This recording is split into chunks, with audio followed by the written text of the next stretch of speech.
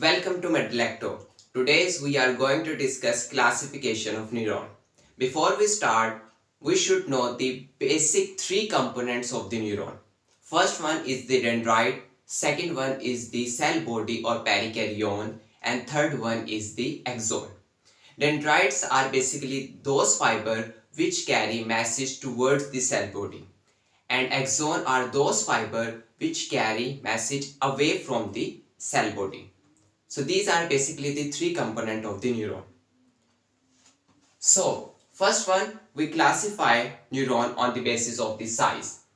Microneuron and macroneuron.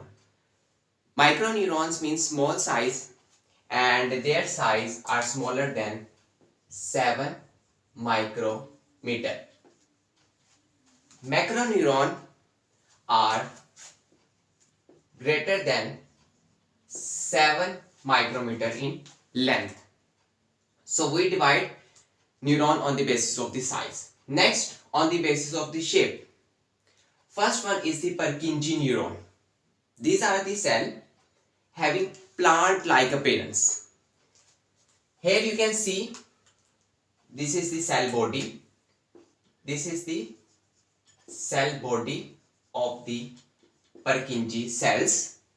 And here there are several branches of the dendrites and single axon. You can see single large axon below the cell body. Message travel from the dendrites to the cell body, and from the axon it carry message away from the cell body. So this is basically the Purkinje cell or Purkinje neuron. And you can remember it by P for Purkinje, P for plant. Next is the stellate cell.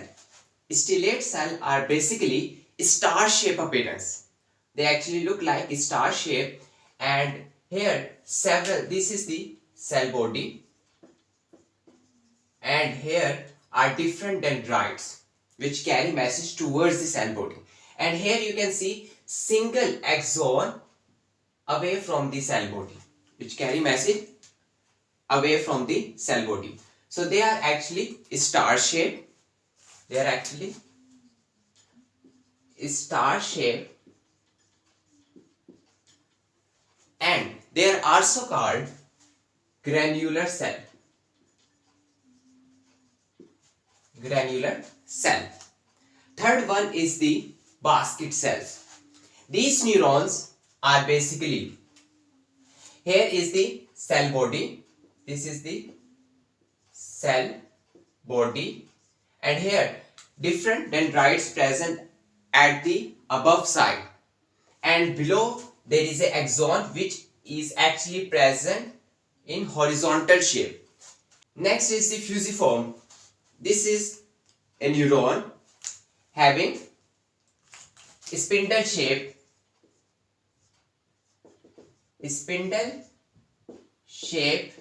cell body. The cell body of fusiform neurons are spindle shaped, and several dendrites above and below their end protrude or originate. But the axon will originate at the side of the cell body. Here is the axon. This is the axon which will protrude or originate at the side of the cell body. Last is the pyramidal neuron cells. These are actually the pyramidal shaped cell body.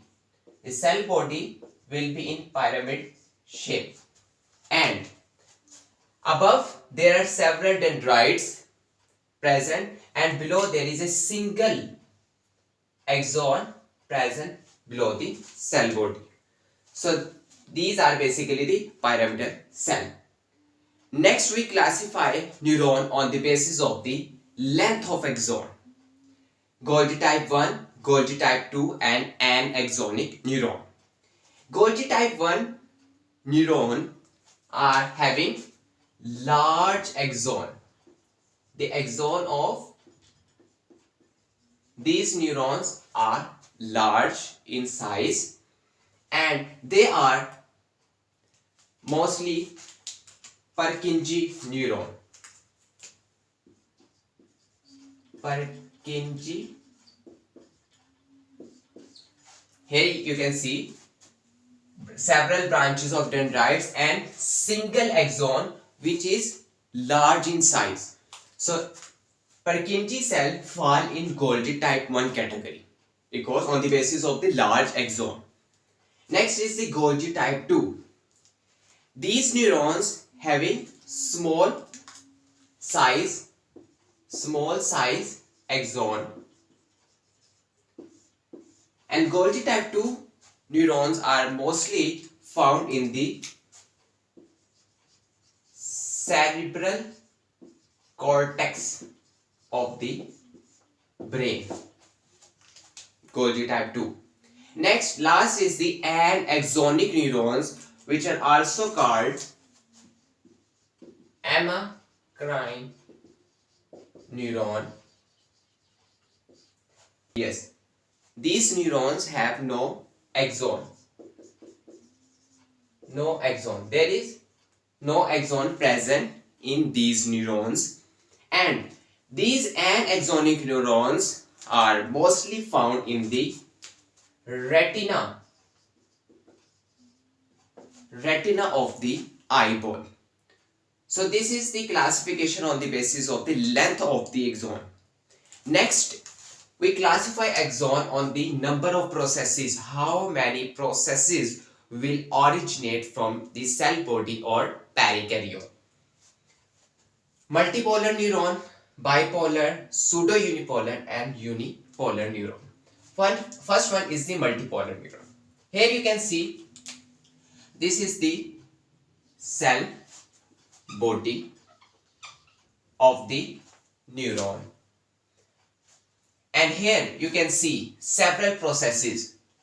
Process 1, 2, 3, 4, 5, 6. 6 processes will originate from the cell body. So on the basis of several processes, we call it multipolar, having several poles. And how will we differentiate that where is dendrites and where is axon? So we decide it on the basis of the traveling of message. In these processes, message will travel towards the cell body. Here, message will travel towards the cell body. So on the basis of these, we call these processes as dendrites.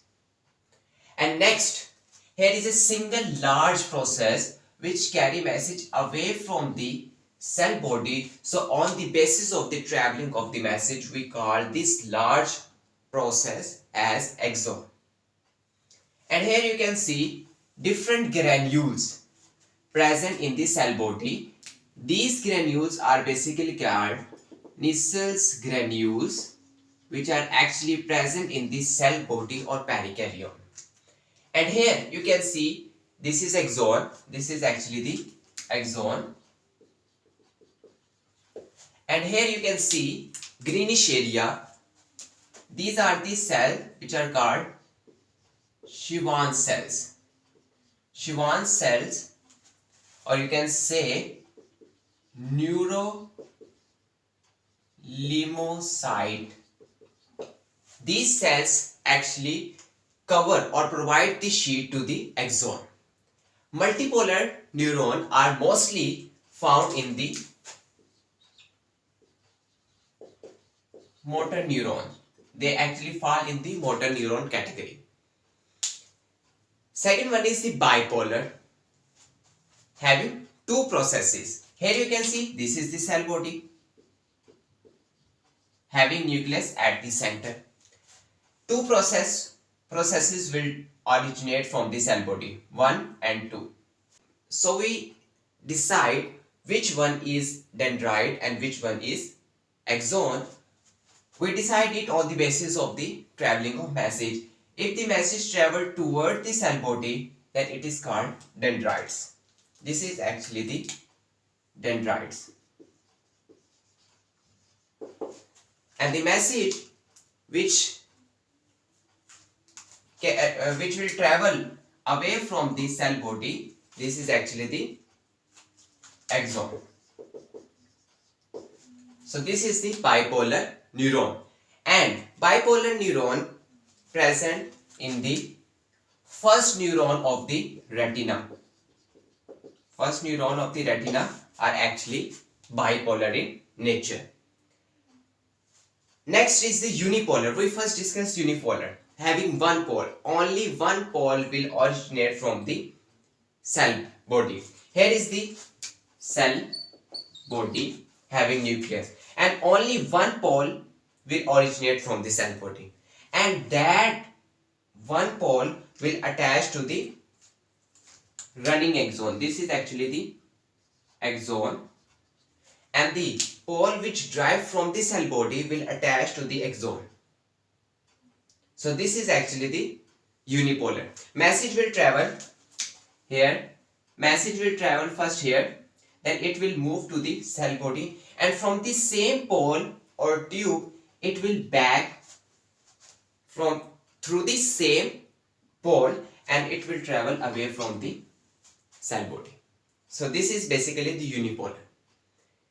Pseudo unipolar. Pseudo means false. They look like unipolar, but they are not unipolar according to functionality. Here you can see this is the cell body, and one process will originate, but one process will divide further. Here you can see one process originates from the cell body, but they divide into two, and in that situation you can see message travel toward this way, and then it will travel to the cell body, and it will come back from the cell body through different tube. It will travel towards the cell body through different tube and come back through different tube, and then again move away from the cell body. But in that situation there is only single tube, but in that pseudo unipolar situation there are two tubes through which the message will travel. So they are basically the pseudo unipolar. And pseudo unipolar neurons are mostly present in the dorsal root ganglion, which are actually the sensory in nature. And unipolar neurons are mostly present in lower vertebrates. Next we divide neuron on the basis of functionality. Three categories: sensory, autonomic and motor. First we discuss the sensory.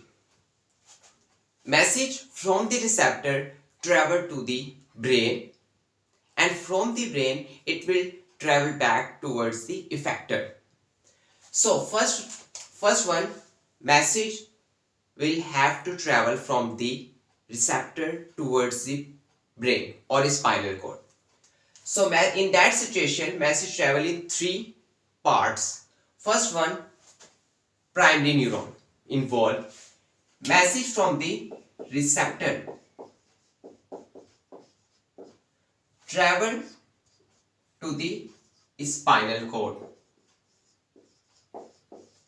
So those neurons which carry message from the receptors towards the spinal cords are called primary neuron, or you can say first order neuron. Second is the secondary neuron, or you can say second order neuron. They carry message from the spinal cord, gray matter of the spinal cord, towards the midbrain. So they are actually the secondary or second order neuron. And last is the tertiary, or you can say third order neuron. These neurons carry message from the midbrain towards the cerebral cortex, which is the deepest part of the brain. So this is basically the tertiary and third order. So message from the receptor will travel towards the cerebral cortex through three types of neurons: primary first order, secondary second order, tertiary third order neuron. Next, message will travel from the brain to the effector through two different categories: autonomic and motor. First, we discuss the motor. These impulses carry voluntary actions, and motor neurons carry message towards the effector. Which effector? Skeletal muscle, because they are voluntary in nature. We divide motor neuron into two categories: upper motor neuron, lower motor neuron. In upper motor neuron carry message from the cerebral cortex towards the spinal cord.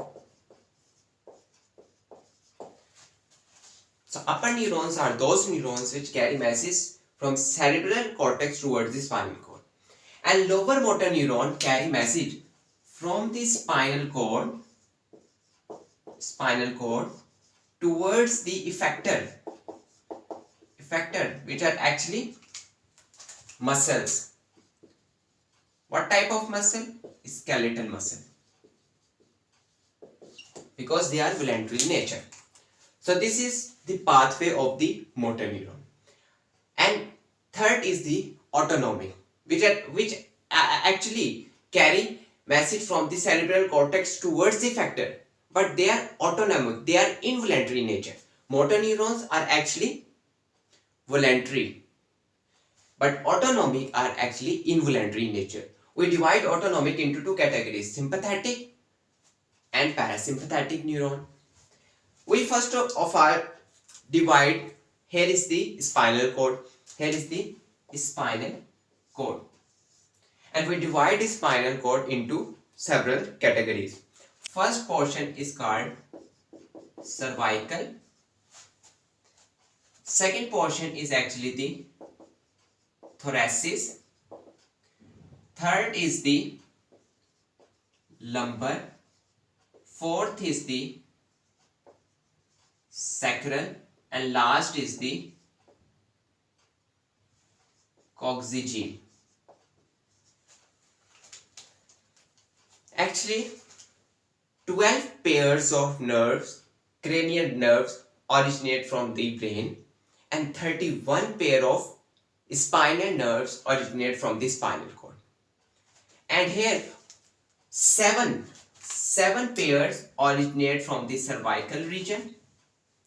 12 pair of spinal nerves arise from the thoracic region. 5 spinal nerves arise from the lumbar. 5 from sacral, and only 1 from the coccygeal region. So this is, and 12 pair cranial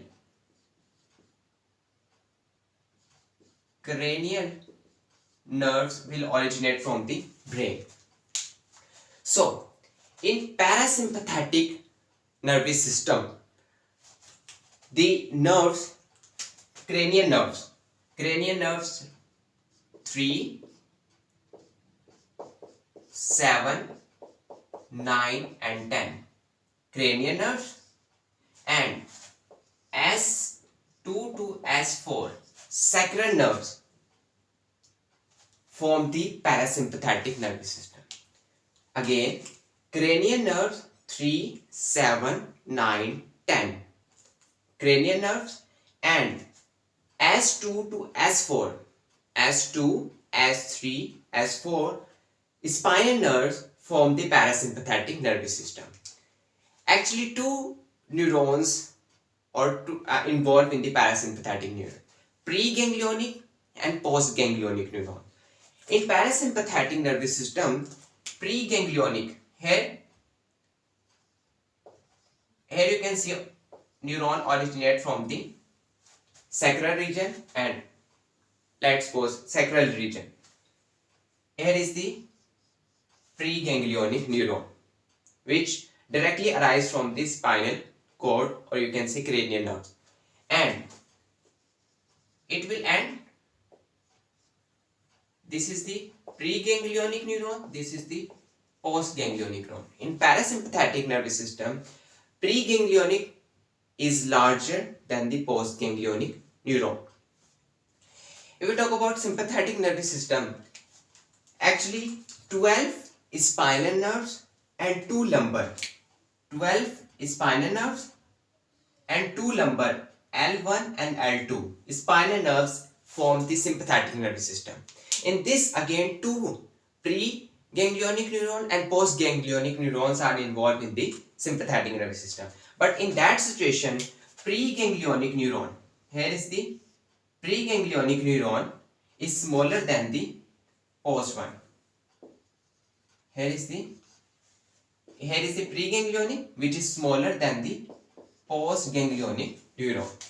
So these are basically the two neurons which form the parasympathetic and sympathetic nervous system. So this is all about the classification of the neurons. If you have any question, then you may ask in the comment section. Thank you.